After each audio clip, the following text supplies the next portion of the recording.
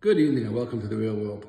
These parshas when we ourselves feel a little estranged from Eretz Yisrael. We read about Klal Yisrael's march through the Midbar towards Eretz Yisrael and we connect with it. And Klal Yisrael is on the verge of going in.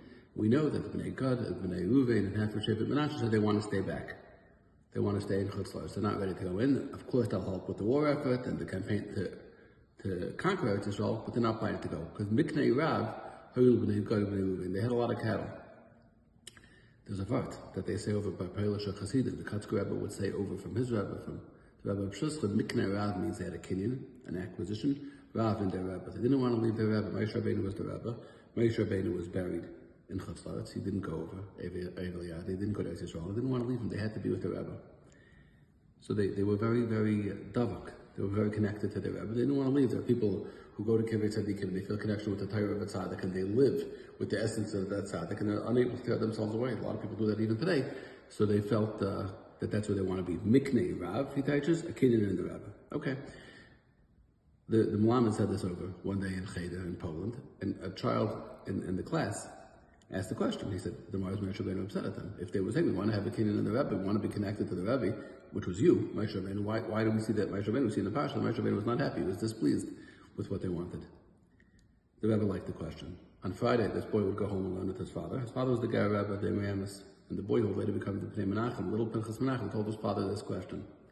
The Ger Rebbe, leader of thousands, heard the question from his young son, and he answered him. He said, because Moshe Rabbeinu was telling them, as the Iker is Amen Shalem.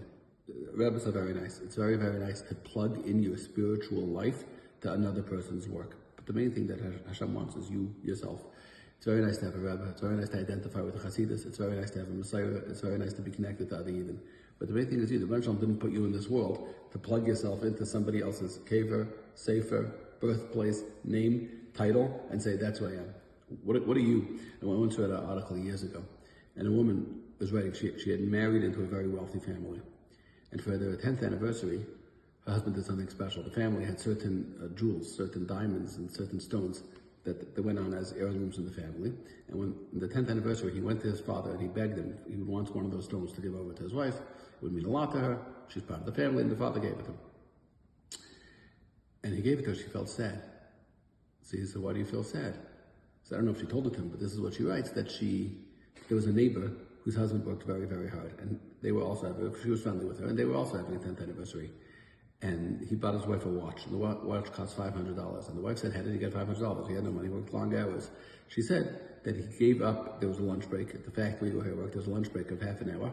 He gave up 20 minutes out of his lunch break every single day. They had 20 minutes extra, and every single day he made another $2 or $3, and until he had $500 to buy her a watch. She said, my husband didn't give me himself. He just gave me my jewels are much more impressive than her watch. But her watch is a piece of her husband. He gave her something of himself. He gave her something of his essence. That's what Moshe Rabbeinu is telling them over here. Very nice you have a kinyan in the Rebbe. But Moshe Rabbeinu wasn't happy with that because, yeah, very nice to have a Rebbe. And it's important that you should have a Rebbe, you should have a Rebbe, you should have a Chassidus, you should have a Yeshiva, you should have a community. Everybody needs things because nobody could do it alone. But they also have to make sure they're doing something alone. There has to be something for the person to do, to live, to grow.